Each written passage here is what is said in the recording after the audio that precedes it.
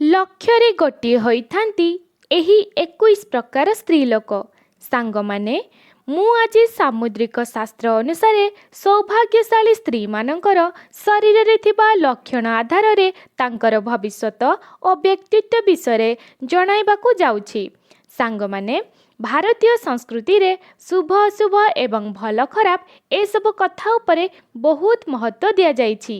ଆମର ଜ୍ୟୋତିଷ ଶାସ୍ତ୍ର ହେଉଛି ବିରାଟ ବଡ଼ ସମୁଦ୍ର ଭଳି, ଯେଉଁଥିରେ ପ୍ରତ୍ୟେକ ଜିନିଷ ପଛରେ ଥିବା ଅର୍ଥକୁ ବିସ୍ତୃତ ଭାବରେ ବର୍ଣ୍ଣନା କରାଯାଇଛି।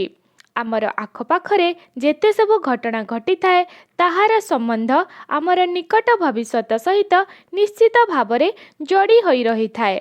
ଆମ ଶରୀରରେ ଥିବା କିଛି ଚିହ୍ନ ବା କଳାଜାଇ କିମ୍ବା ଆମ ଶରୀରରେ କିଛି ଗଠନରେ ବି କିଛି ନା କିଛି ଅର୍ଥ ଲୁଚିକି ରହିଥାଏ। ଭଗବାନ ପ୍ରତ୍ୟେକ ମନୁଷ୍ୟର ଶରୀରର ଗଠନକୁ ଅଲଗା ଅଲଗା ଭାବରେ ତିଆରି କରିଛନ୍ତି, ଯେମିତିକି ରଙ୍ଗ, ରୂପ, ସ୍ୱଭାବ, ବିଚାର ଶୈଳୀ, ପରିସ୍ଥିତି ଆଦି ସବୁଥିରେ ଜଣେ ଅନ୍ୟ ଜଣଙ୍କ ଠାରୁ ଭିନ୍ନ ହୋଇଥାଏ। ସମୁଦ୍ର ଶାସ୍ତ୍ରରେ ଆମର ବୈଦିକ ସଂସ୍କୃତି ଏକ ପ୍ରମୁଖ ଅଂଶ ଅଟେ ଏବଂ ଯେଉଁଥିରେ ଆମ ଶରୀର ଉପରେ ନିର୍ମିତ ଏବଂ ସବୁ ଚିହ୍ନ ଏବଂ ଶରୀରର ବିଭିନ୍ନ ଅଙ୍ଗ ଗଠନର ଅଧ୍ୟୟନ କରି ମନୁଷ୍ୟର ଭବିଷ୍ୟତ ଏବଂ ବର୍ତ୍ତମାନ ବିଷୟରେ କୁହାଯାଇଛି। ଆସନ୍ତୁ ଆଜିର ଏହି ଭିଡ଼ିଓ ମାଧ୍ୟମରେ ଜାଣିବା ସୌଭାଗ୍ୟଶାଳୀ ସ୍ତ୍ରୀମାନଙ୍କର ଶରୀରରେ ଥିବା କିଛି ଏମିତି ମୂଲ୍ୟାଙ୍କନ ଚିହ୍ନ ଏବଂ ଅଙ୍ଗର ଗଠନ ବିଷୟରେ, ଯାହାର ସିଧା ପ୍ରଭାବ ତାଙ୍କର ଜୀବନ ଉପରେ ପଡ଼ିଥାଏ। ନମ୍ବର 1, ଯେଉଁ କନ୍ୟାମାନଙ୍କ ମୁହଁ ତାଙ୍କର ବାପାଙ୍କ ସହ ମିଶୁଥାଏ ସେମିତି ସ୍ତ୍ରୀ ବହୁତ ଭାଗ୍ୟଶାଳୀ ହୋଇଥାଏ। ନମ୍ବର 2, ଯେଉଁ ସ୍ତ୍ରୀମାନଙ୍କ ନାଭି ବଡ଼ ଏବଂ ଗଭୀର ହୋଇଥାଏ ସେହି ସ୍ତ୍ରୀଙ୍କୁ ଶୁଭ ବୋଲି ମନାଯାଇଥାଏ। ଯେଉଁ ସ୍ତ୍ରୀର ନାଭି ବଡ଼ ଏବଂ ଗଭୀର ହେବା ସହିତ ଡାହାଣ ପଟକୁ ମୋଡ଼ି ହୋଇଯାଇଥାଏ ସେମିତି ସ୍ତ୍ରୀ ଧନ, ସୁଖ ଏବଂ ସନ୍ତାନ ସନ୍ତତିରେ ସମ୍ପୂର୍ଣ୍ଣ ହୋଇଥାନ୍ତି ଏବଂ ସୁଖ ସମୃଦ୍ଧି ତାଙ୍କର ପାଦ ସ୍ପର୍ଶ କରେ।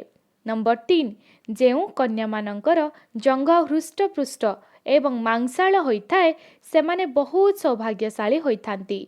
ଏହି କାରଣରୁ ତାଙ୍କର ସ୍ୱାମୀଙ୍କର ଘର ଓ ଗାଡ଼ି ଆଦିର ସୁଖ ବହୁତ ଭଲ ଭାବରେ ପ୍ରାପ୍ତି ହୋଇଥାଏ। ନମ୍ବର 4, ଯେଉଁ ସ୍ତ୍ରୀର ଆଗପଟ ହାତୀ ପରି ଉଠି ହୋଇଥାଏ ସେହି ସ୍ତ୍ରୀମାନେ ବହୁତ ସୌଭାଗ୍ୟଶାଳୀ ହୋଇଥାନ୍ତି। ସେ ତାଙ୍କ ସ୍ୱାମୀଙ୍କ ପାଇଁ ଭାଗ୍ୟଶାଳୀ ହୋଇଥାନ୍ତି। ନମ୍ବର 5, ଯେଉଁ ନାରୀମାନଙ୍କର ନାଭିର ଆଖପାଖରେ କଳା ଯାଇଥାଏ ସେ ତାଙ୍କ ସ୍ୱାମୀଙ୍କ ପାଇଁ ବହୁତ ଭାଗ୍ୟଶାଳୀ ହୋଇଥାନ୍ତି।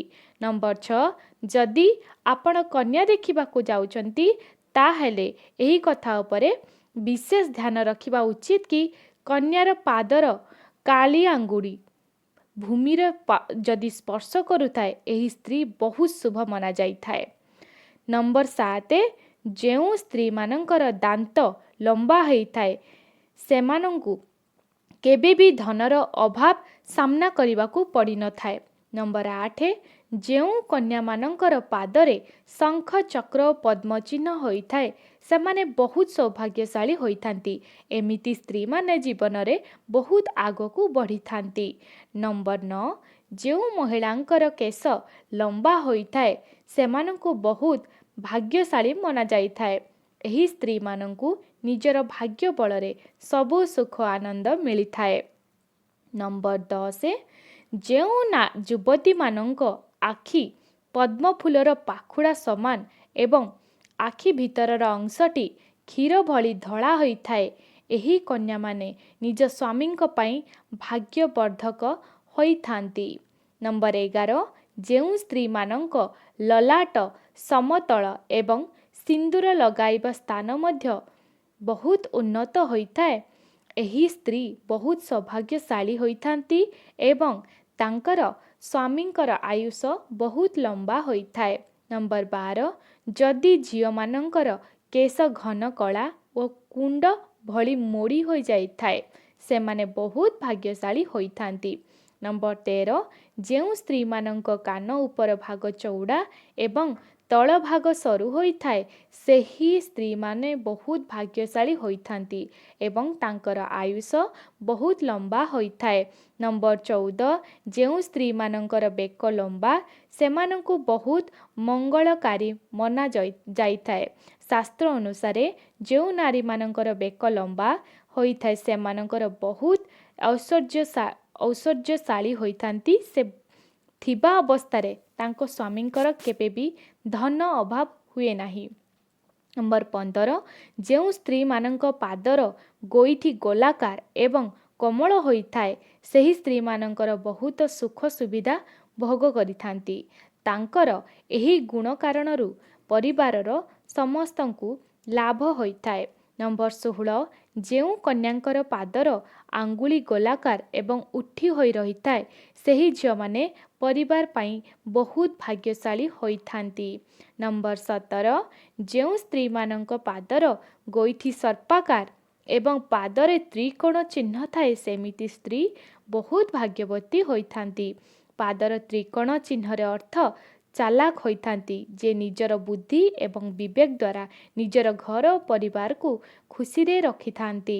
ନମ୍ବର 18 ଯେଉଁ ମହିଳାମାନଙ୍କର ଆଖି ବଡ଼ ହୋଇଥାଏ ସେମାନେ ବହୁତ ଦୟାଳୁ ପ୍ରବୃତ୍ତିର ହୋଇଥାନ୍ତି।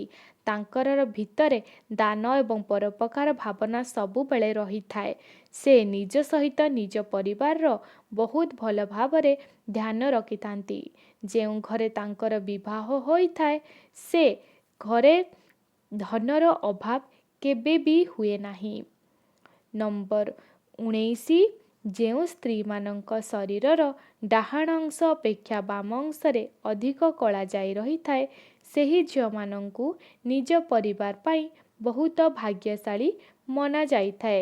ସେ ନିଜର ଶାଶୁଘର ପାଇଁ ବହୁତ ଭାଗ୍ୟଶାଳୀ ହୋଇଥାନ୍ତି ଏବଂ ତାଙ୍କ ପରିବାରରେ କେବେ ବି ସୁଖ ସୁବିଧାର କମି ହୁଏ ନାହିଁ। ନମ୍ବର 20 ଯେଉଁ ମହିଳାମାନଙ୍କର ପାଦ ଲମ୍ବା ହୋଇଥାଏ ତାଙ୍କୁ ମା ଲକ୍ଷ୍ମୀଙ୍କର ସ୍ୱରୂପ ମନା ଯାଇଥାଏ। ତାଙ୍କର ବିବାହ ପାଇଁ ଯେଉଁ ଘର ଠିକ୍ ହୋଇଥାଏ ସେଠି କେବେ ବି ଧନର ଅଭାବ ହୁଏ ନାହିଁ।